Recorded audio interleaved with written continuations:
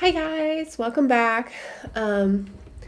It has been really cool to release that first video and actually hear from a lot of people that related to it or were just excited to kind of have an honest conversation about some of this kind of stuff. So today I just kind of wanted to talk about what it is like to live in a body that is chronically ill and that has also survived trauma.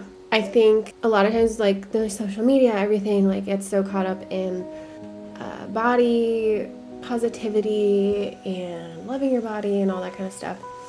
And I think it can be really hard, obviously, for everyone, but especially for someone who has been through these kinds of things. So I was diagnosed with both of my autoimmune diseases in 2019. So definitely a couple years now. And right after I got my diagnosis, I was strolling around Bryant Park. There's like a Christmas market in the wintertime. And I stopped at this one stand that made jewelry.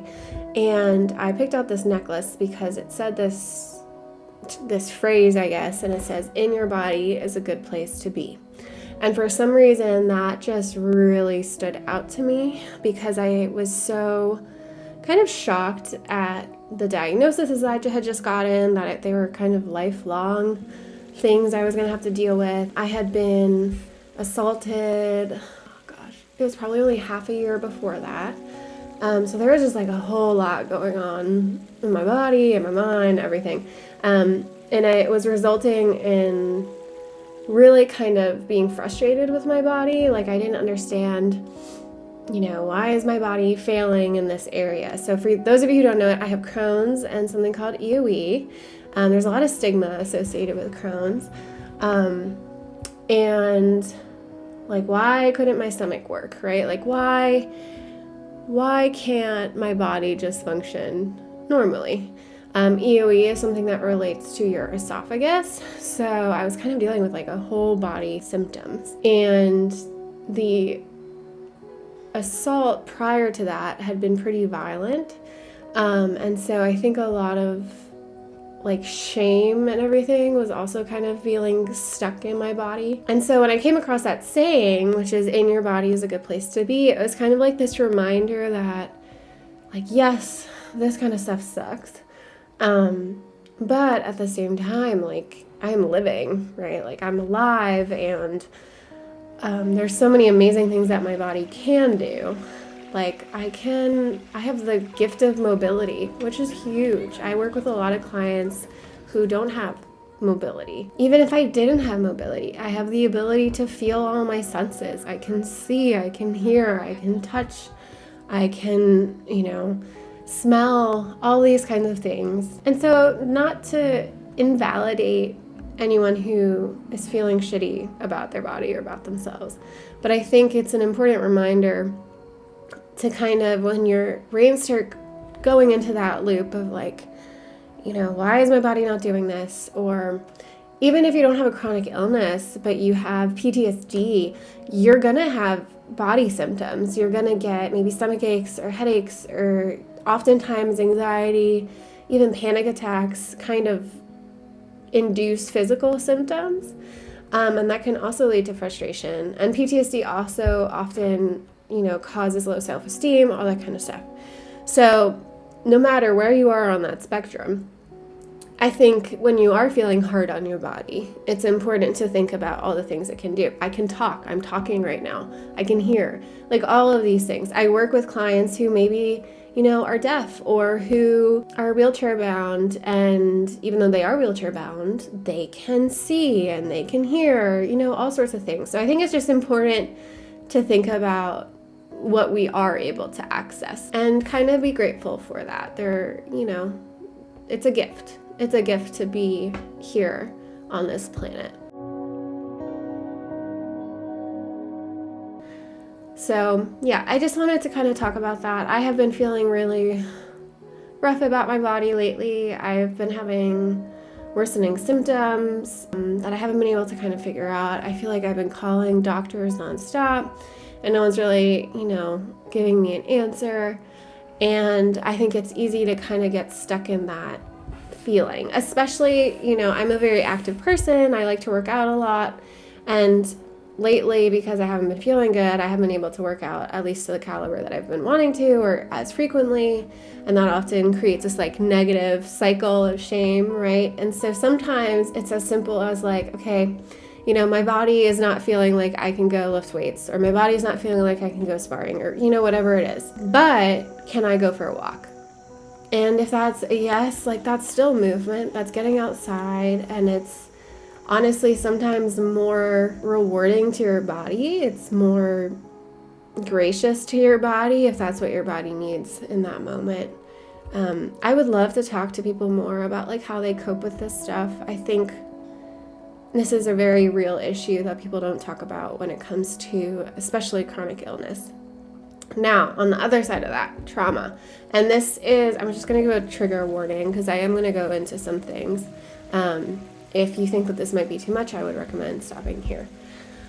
But, so if you have experienced trauma, specifically the nature of sexual abuse or physical abuse, I think that can also severely alter your body image. So, for example, I had an abuser that when I was younger often would make derogatory comments about my body, especially as I was going through puberty and getting older. And even though obviously I hated this person, when you're only, a kid, you really internalize all of that kind of stuff. So, I really started to feel shameful about my body. I also, when you are a survivor of sexual abuse, there's a lot of shame that goes into it, even though you have done nothing wrong.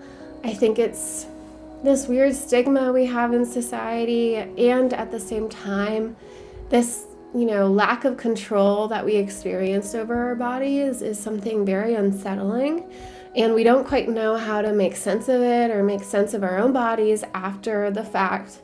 It's almost like you are experiencing your body one day, right? And then the next day, it's a whole different thing. It's a whole different body. And, you sometimes also, at least with myself, I sometimes felt like very betrayed by my body. Like, how could it let this happen? I'm sure a lot of you guys have heard about like fight or flight. There's actually a couple more. There's fight, flight, or fawn, or freeze. And so my go-to response was always to freeze.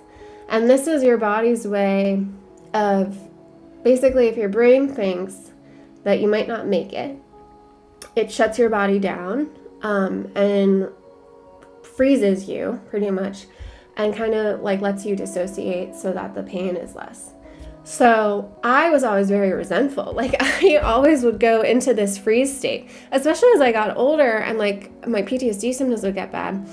There'd be like the littlest thing would happen and I would just freeze. Like I would, drop a glass and I would freeze in that moment and not be able to like go pick up the glass that I just broke for at least like a minute. But when, you are experiencing assault, especially, not only as a kid, but as an adult, and your body freezes, there can be shame that's internalized in that, even though that's like what your body was doing in that moment to survive, right? So it's a very interesting like psychological thing that I'm still trying to figure out myself, but I think it's worth talking about. I think that what our bodies did to survive is what we had to do, and for everybody that is going to look different.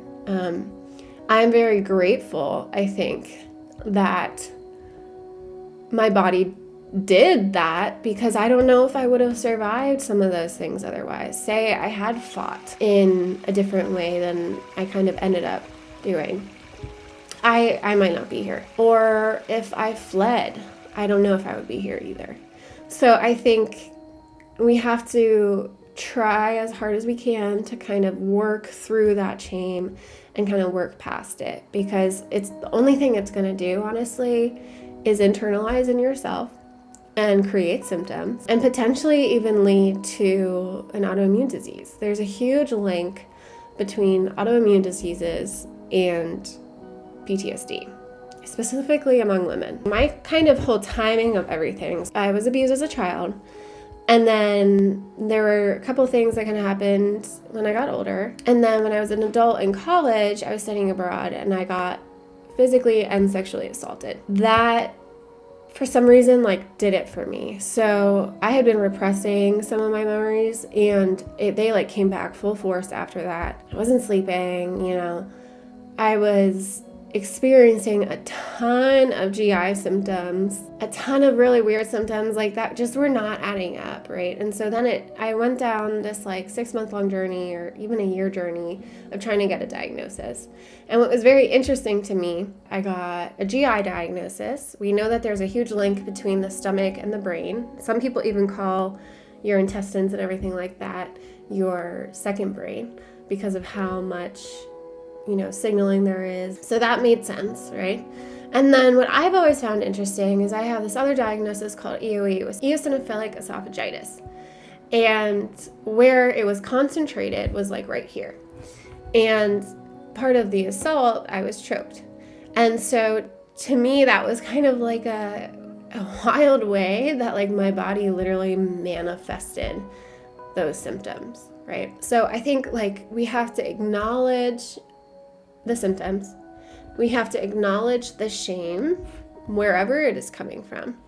And I really think we have to hit that headstrong. We have to acknowledge it, face it, and work through, what's causing that shame. Is it stemming from something when I was younger or from something recently? Is it impacting my body, physically? Is it impacting my body image? And then trying to work through each of those things. The only way I was able to do that was through therapy, quite honestly. And I know I'm kind of getting all off topic here, but it's really important, I think, when you do decide to finally go to therapy, to find a good therapist. So I was pretty much, all this kind of stuff had happened. I had just been diagnosed with everything. And at the same time, I was entering my professional phase of my program, which is basically graduate school. So there was a ton of pressure and stress, and I was kind of just at my wit's end. And I walked into the counseling center on my campus shaking. Therapy was very taboo in my family, and I didn't even really know anyone who went to it, so I was very nervous. And I kept meeting with the triage person who's supposed to assign you a therapist. But I was so afraid that I kept delaying the assigning of the therapist. So I ended up seeing her once a month for a couple months. And then I finally was set up with a therapist who was wonderful. I think she was a student at that point. And she told me at one point that she could not talk about anything trauma related because she was a survivor herself. And for me, that wasn't really going to work. I needed to be able to work through some of this stuff, and I needed to not feel like I couldn't talk about it. It's I've never felt like I could talk about this stuff. And so when I feel like I can't talk about this stuff, it just increases that shame. The more that we don't talk about it, the more we think about it. So anyway, I knew that was not going to be a good fit, and I ended up switching therapists, and that therapist saved my life. I can easily say. We spent a very long time working through things, and there were some days it would just be working through the tiniest thing that ended up being so pivotal, right? So I think, say you're skeptical about therapy, I recommend it. I think everyone should go to it. It does not mean there's anything wrong with you. Even if you don't have, a trauma history or anything like that, I think everyone could benefit from it because, life is hard. It's very hard. And we all cope differently. And I think a lot of people internalize a lot of things. And when we internalize those things, bad things happen, for example, developing autoimmune diseases. So it was interesting. When I started to go through therapy, there was kind of this wave. So when I was going through the intensive trauma work, I definitely had some more symptoms because I think my overall stress was just like higher. And actually, once I started working through some of that stuff, especially the stuff that was kind of underlying it all, so a lot of stuff for me was like childhood stuff, those symptoms lessened. It was kind of really wild to me. So obviously I had some medication changes and stuff like that that could have contributed to that, but a lot of the like daily symptoms that were more just like annoying, I think more like IBS like symptoms, really started to resolve on their own as I went through therapy, as I kind of was figuring out how to verbalize some of the things I had been through, and how I started to learn to be in my body fully, not dissociate or dissociate in a healthy way, and how to do things that make my body feel good. I also started to learn, what my PTSD was, right? So like, what were my triggers? What were things that would maybe cause me to trigger or cause me to experience like fight, flight, or freeze? And that was really helpful too, because I think a lot of times I was unconsciously putting myself into that state, and then, big surprise, I would have symptoms that night. So by being able to even just like identify those things, I was able to take steps proactively to lessen those experiences or avoid certain experiences or work through those things. So yeah, I guess this was kind of a long video talking about not necessarily body positivity, but body acceptance, and accepting your body, your mind, everything for where it is at this point in time. And then acknowledging, if you do have a lot of built up shame and stuff like that, that you have it, and maybe figuring out a plan to work through it. I really would say that shame piece was so big for me in unlocking some of my self-esteem issues, in improving my health, and truly like across the board. I'm sure we'll do more videos about this stuff. I would also really I'm thinking about interviewing some people with like chronic illnesses or who are survivors, or I like to call survivors warriors, and seeing how they cope with this kind of stuff, because I do think it's subjective. But I just wanted to kind of share my experience with that, especially because it does seem to be so like, X plus Y equals Z, at least in terms of how my body works. So yeah, thank you guys for listening, especially if you've made it this far. This was a long video. I am hoping to make more of these depending on what I want to talk about or how I'm feeling. It is definitely hard, I think, to like talk about this publicly, but it's also pretty freeing. So we'll see how it goes. Thank you guys so much. It is great to, talk to you guys and kind of start this platform, and, maybe comment below what you think are ways that you cope with these things. Like, how do you love your body? Or how do you accept your body on the days where you're not feeling well, or on the days that you're having really bad PTSD symptoms, any of that kind of stuff. So yeah, comment below. It was great talking to you. I hope you guys have a wonderful night and enjoy some of this fall weather. Thank you guys. Bye.